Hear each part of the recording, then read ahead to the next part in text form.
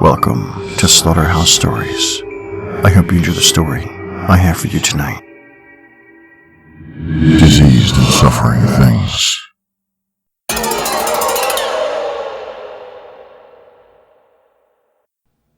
Look at your body. A painted puppet, a poor toy, of jointed parts ready to collapse. A diseased and suffering thing, with a head full of false imaginings. The Dhammapada.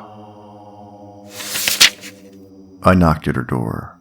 My heart was pounding through my chest, almost purely out of confusion. She did not answer immediately, and I regret to say, I barged in out of fear for her safety. Tears were streaming down her face, and her once lively makeup was being washed away. Upon registering my presence, she screamed at me to leave. No amount of sorries could fix it. I went back outside to the snowy and lonely night, contemplating everything that led up to this moment. I never interacted with her again after this. Before that night, we were the closest of friends, and trusted each other with just about everything. One moment of loose lips seemed to have undermined all of this. This was not the first time I found myself pitifully companionless, and sadly, it would not be the last. I went back home, and prepared for a few days of bedridden silence, but I could not even have that.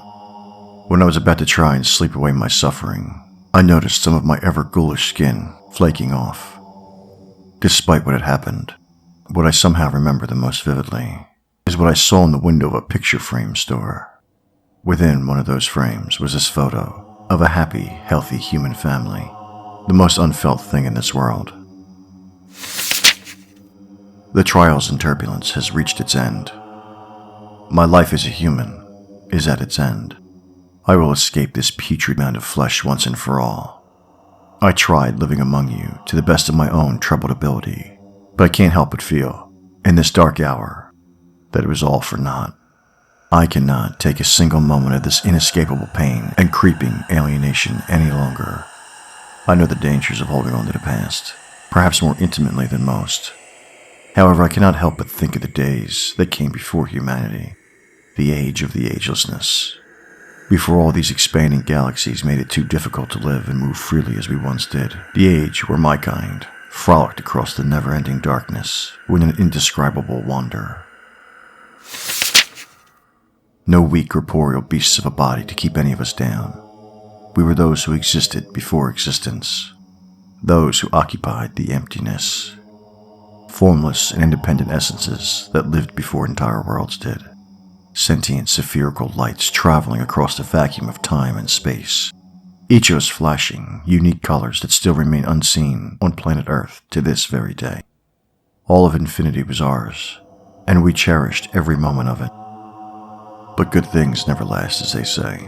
When the great robust expansion of inorganic matter and biological life cornered us, we had no choice but to escape and spread out, or we were to meet confrontation with new vindictive deities, battling for control over many countless dimensions. Being caught in the middle of these conflicts would have wiped us from the solar system. With great reluctance, we went our separate ways, and I spent an agglomeration of time traveling across the cosmos to find a new place to call home. After much traversing of the never-ending, I discovered a meager little planet that piqued my curiosity. Earth, as I would come to know it as. In it, a primitive race that was weak, yet filled with strong amounts of arrogance in face of the chaotic ground they walk, entranced by this circus of savagery, juxtapositioned with islands of righteousness. I decidedly made my landing upon its blue surface.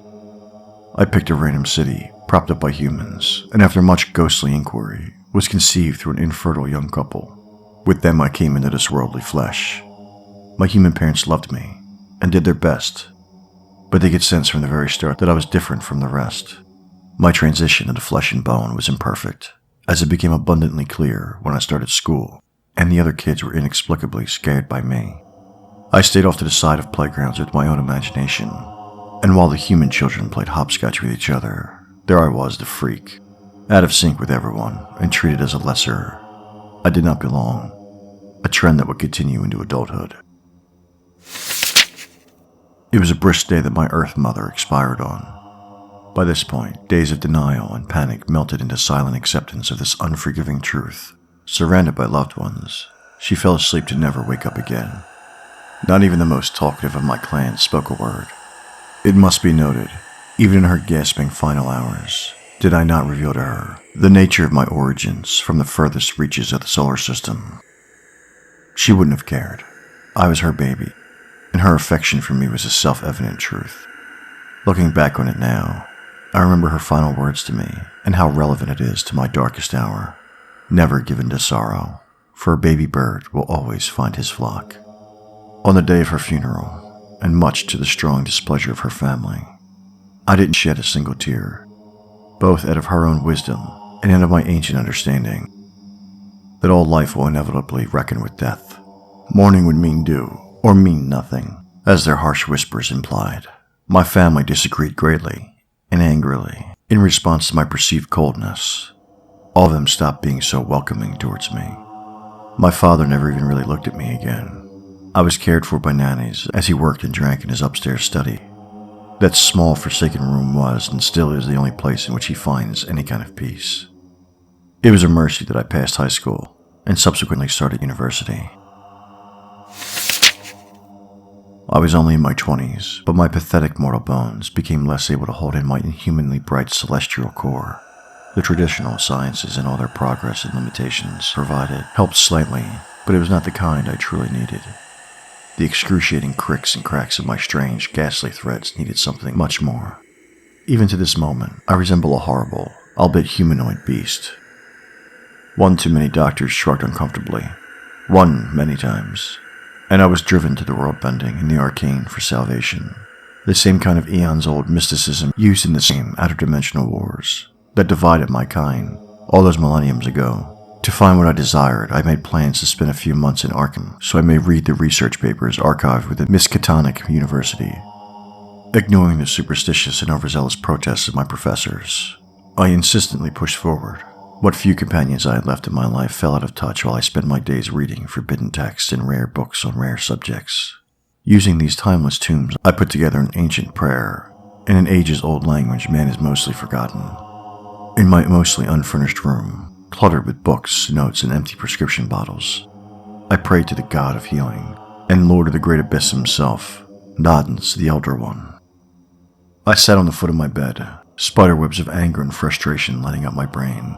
I rubbed my balding head with one hand. The other, I used to hold on to the engagement ring that I gave to my now ex-husband.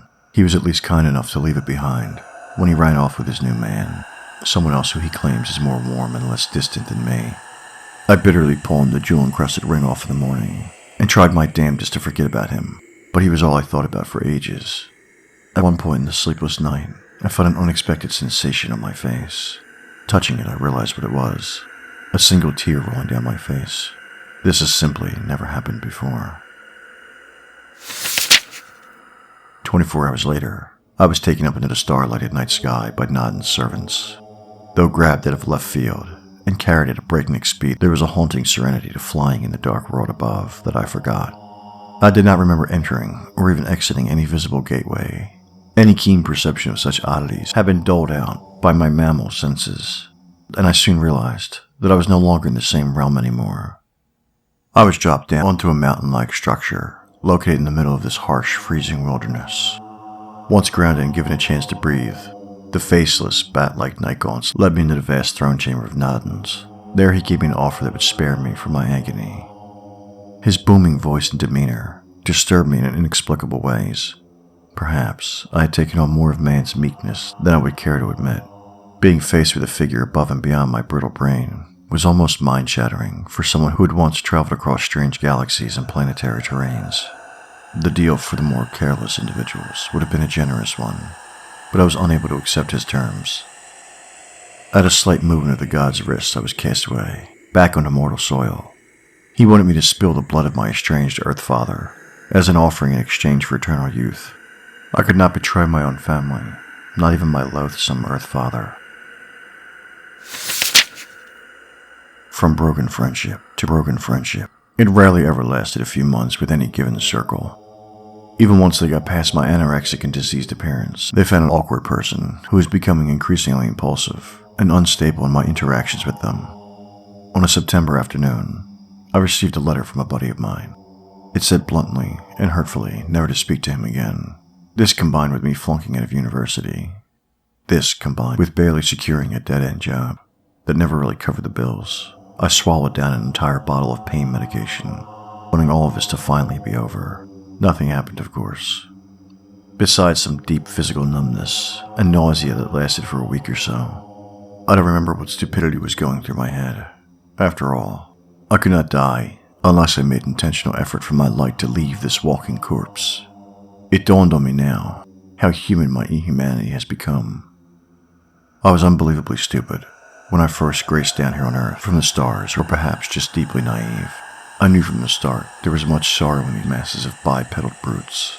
But those islands of altruism and brotherhood, were scattered across this globe, and I thought I could take refuge in one. I missed my mark by miles. I was not born close enough to one to escape these endless cycles of suffering mortals are trapped in. But that's what gets me the most. My body, even my own ancient mind, could not handle the turmoil. This is indisputable. But then again, neither could you. You left me in the dark and on the sidelines. So close yet so far to your warmth. But the smiling faces and polite gestures were mostly a facade. I could feel the pain engulfing so many of you. I could witness the aging processes claiming your lumps of rotting meat. We were all diseased and suffering things. I could not hide it to all of you, but you could keep it an open secret among your fellows. You walked right by me, or over me when we were both grasping for something more in life. I shattered into a million little pieces, while small cracks were growing in the shells that protected you and what little sanity you salvaged. I'm tired of trying to fit among you, like a broken puzzle piece. I've come to hate you too much to come to you as a man, but I love you all too much to abandon your kind whilst you face the horrors of life. Instead, I have a different plan. My Earth Mother, in her simple wisdom, taught me that a baby bird will always find its flock. I've come to realize that I've always had a flock, not any given village of fools, but rather all mankind. All of the twisted souls on this planet are my flock. Tonight I will transcend beyond this mortal skin and bring forth my ever-burning light whenever it's needed, coming to you as the one who existed before existence. To the suicidal man, I will show him astonishing sights to keep him going. To the man in prison, I will give him freedom in ways previously inconceivable to him. To the orphaned child, I will let him see his parents for the last time, in whatever higher plane they now walk. And lastly, to those who are different than the rest, I will show you that this is where your strength ultimately comes from. Do not cry when I arrive to you, but smile, for we are fellow sufferers. We are each other's only solace. Thank you for listening. If you enjoyed tonight's story, please like, share, and subscribe. And until next time, Stay spooky.